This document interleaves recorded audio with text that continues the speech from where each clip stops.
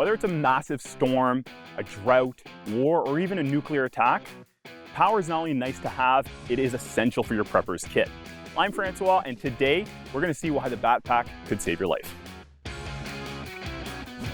So before we dive into the Batt pack energy I have here, I want to first go over why a fossil fuel generator might not be the best choice for a prepper. So first things first is that you're only as good as your fuel tank, which means that if you've got to refuel it, if you've run out of fuel, there's really nothing else you can do about it. Not only that, but if you try to go to a gas station, it might be completely out of fuel or might not have the electricity to actually pump the fuel out of those tanks.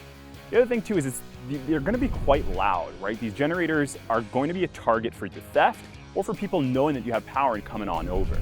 Last thing is you can't use these indoors, so you're going to have to put them out in the open. So now that we've established that fossil fuel generators might not be the best option for you, let's take a look at that initial phase of an emergency or storm. That first, a few hours all the way to a few days. What you're going to really want to power up is going to be your fridge and freezer to keep those items from spoiling, and something to cook your food like a hot plate or a microwave. Last but not least is definitely going to be a source of water. So that might be a water well pump or powering up a water filtration system. So you've made it through those first key crucial moments. And now you're looking to a longer term survival technique. So what are the devices that you're going to need to power? First off, it might be tools and equipment you might need to rebuild what's around you. Second thing is you got to recharge those devices like the radios, those iPads, and maybe those laptops to make sure you're aware of what's going on around you. Third thing is maybe it's a water pump. You got to get water out of where you are. Maybe you're in a flooded situation and you want to get water pumped out of your home.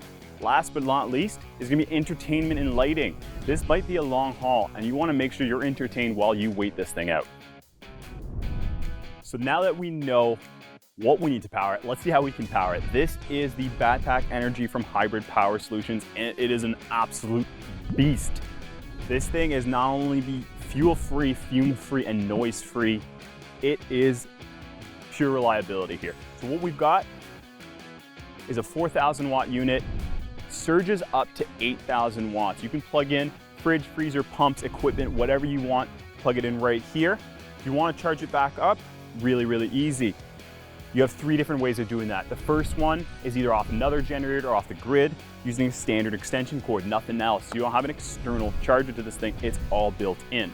Second way is using solar panels. So it has an 800 watt MPPT solar charger built into it. That means you can just go out there, get either folding or hard panels and just plug them right in.